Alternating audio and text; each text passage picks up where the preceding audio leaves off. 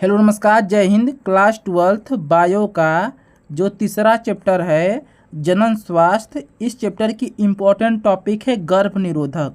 और गर्भ निरोधक की जो विधि होती है उन विधि में से एक विधि होती है प्राकृतिक विधि। ये जो प्राकृतिक गर्भ निरोधक होते हैं उनको हम पढ़ाने जा रहे हैं। आप अच्छे से पढ़ लीजिए क्योंकि इम्पॉर्टेंट टॉपिक है।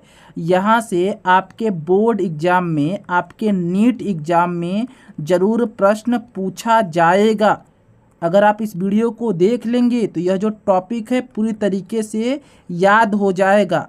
एकदम आप अच्छे से इस टॉपिक को तैयार कर लेंगे क्योंकि सरल भाषा में पढ़ाएंगे। तो चलिए शुरू करते हैं। सबसे पहले जानिए कि गर्भ निरोधक किसे कहते हैं। मैंने आपको पिछली वीडियो में बताया था कि गर्भ निरोधक उन विधि को कहते हैं जिनके द्वारा गर्भ धारण की प्रक्रिया को रोका जाता है। गर्भ धारण यानी कि निषेचन की प्रक्रिया को रोका जाता है। मानव में गर्भधारण की प्रक्रिया को रोकने वाली विधि को ही गर्भ निरोधक कहते हैं, जो कि कई प्रकार की होती है। तो हम प्राकृतिक विधि को देखेंगे कि ऐसी कौन कौन सी प्राकृतिक विधि है जिनके द्वारा गर्भधारण यानी कि निषेचन की प्रक्रिया को रोका जाता है। ठीक है, उन विधियों को देखेंगे।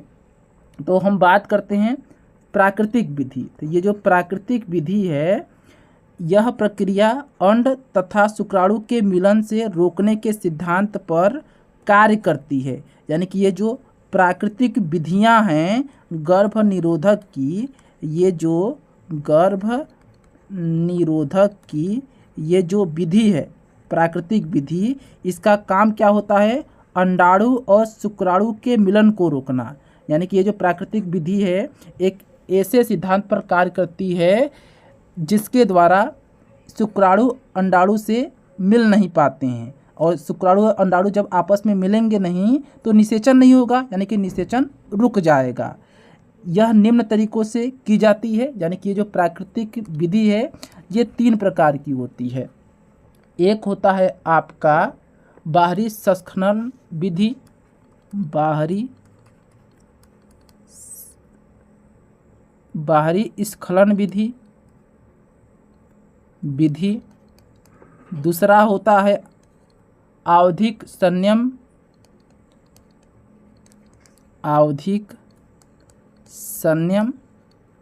और तीसरा होता है स्तनपान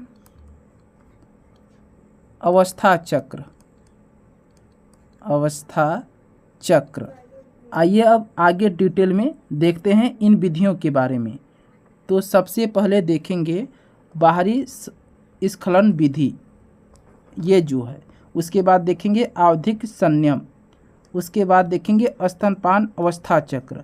तो बाहरी स्खलन विधि में इस प्रक्रिया में क्या होता है कि जो पुरुष का वीर्य होता है ये मादा के शरीर में जाने से पहले ही बाहर निकल जाता है या फिर बाहर निकाल लेता है। आवधिक संयम की बात करते हैं। इसमें एक दंपति जो होता है वो मासिक चक्र के 10वें से लेकर 17वें दिन के बीच, ठीक है, जिस कारण से गर्भधारण नहीं हो पाता है।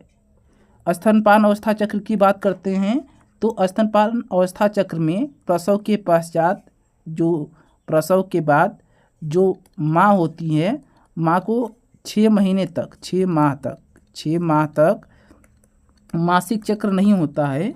तो इस दौरान गर्भधारण भी नहीं होता है। तो ये भी एक विधि है गर्भधारण से बचने की।